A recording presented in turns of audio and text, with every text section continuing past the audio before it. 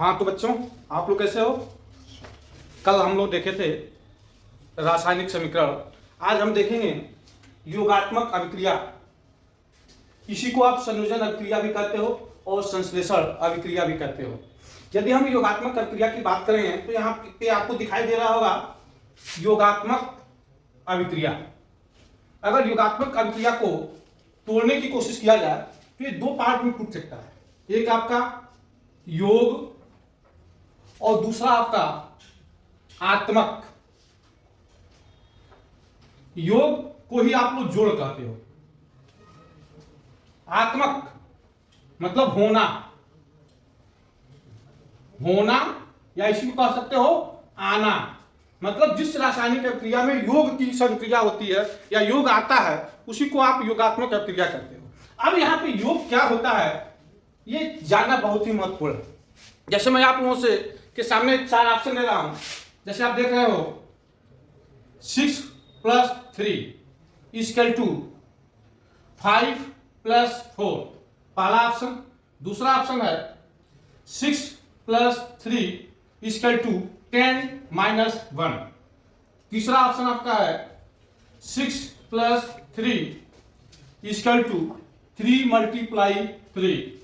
चौथा ऑप्शन है 6 + 3 = 9। अब आप लोग बताओ कि इन चारों में से योग किसे कहेंगे? ये 4 ऑप्शन दिया गया है। 6 + 3 = 5 + 4, 6 + 3 = 10 - 1, 6 + 3 = 3 × 3 और 6 + 3 = 9।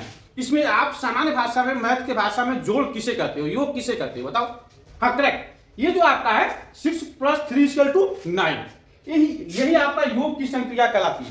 अगर इसको आप केमिस्ट्री की भाषा में देखोगे तो यदि हम इसको पहला पदार्थ मान लेते हैं, इसको दूसरा पदार्थ मान लेते हैं तो A - B = C। करेक्ट। आप मतलब 2 या 2 से अधिक पदार्थों के मिलने से यदि एकल उत्पाद बनता है, तीसरा एक ही पदार्थ बनता है, तब आप इसको क्या कहोगे? योगात्मक अभिक्रिया कहोगे। मतलब जिस रासायनिक अभिक्रिया में 2 या 2 से अधिक पदार्थों के मिलने से एक नए पदार्थ का निर्माण होता है उसको आप योगात्मक अभिक्रिया कहते हैं। एग्जाम्पल आप चाहे तो ले सकते हैं। जैसे मान लो C-O2 CO2, H2 O2 2H2O, CaO + H2O CaOH twice. एक और रिएक्शन आपको मैं दिखा दूं यहाँ पे CH2 double bond CH2 + H2 nickel = CH3CH3। ये आपके सामने 4 एग्जांपल दिखाई दे रहे होंगे। इसमें आप देख रहे हैं 2 या 2 से अधिक पदार्थ जो है मिलकर एकल पदार्थ का निर्माण करते हैं, इसलिए यह योगात्मक अभिक्रिया है। अब आप देखेंगे ये जो 2 या 2 से अधिक पदार्थ हैं, यहां पे देखेंगे आप एक ही तत्व है, यहां पे भी देखेंगे एक ही तत्व है, और यहां पे देखेंगे एक दोनों ही यौगिक है, और यहां पे देखेंगे एक यौगिक है और एक तत्व है। मतलब संयोग करने वाले पदार्थ या तो दोनों तत्व हो सकते हैं, या एक तत्व हो और एक यौगिक हो, या दोनों यौगिक हो, और इसके फलस्वरूप हमारा एकल उत्पाद बनेगा। अगर एक से अधिक बनता है तो आपका योगात्मक अभिक्रिया नहीं है। एक चीज आप और देखेंगे जब आप ऑर्गेनिक केमिस्ट्री में आएंगे तो यहाँ पे आप देख रहे हैं ये आपका असंतृप्त यौगिक है, और इससे अभिक्रिया करके क्या बन गया? संतृप्त यौगिक बनता है। मतलब योगात्मक अभिक्रिया के फलस्वरूप जो उत्पाद प्राप्त होता है ये पहले से अधिक संतृप्त होता है। जैसे इस क्रिया को ऑर्गेनिक केमिस्ट्री में आपको हाइड्रोजनेशन भी कहा जाता है, क्योंकि यहाँ पे हाइड्रोजन का योग हो रहा है, इसलिए इसको हाइड्रोजनेशन या हाइड्रोजनीकरण कहते हैं। ये आपका हुआ योगात्मक अभिक्रिया। जिस रासायनिक अभिक्रिया में 2 या 2 से अधिक पदार्थों के मिलने से एकल उत्पाद का निर्माण होता है, इसी को आप योगात्मक अभिक्रिया कहते हैं। जैसे कि आपके सामने एक क्वेश्चन दिख रहा है, ये यूपी बोर्ड में पूछा गया था। कार्बन को वायु में जलाने पर कार्बन डाइऑक्साइड गैस का बनना उदाहरण है।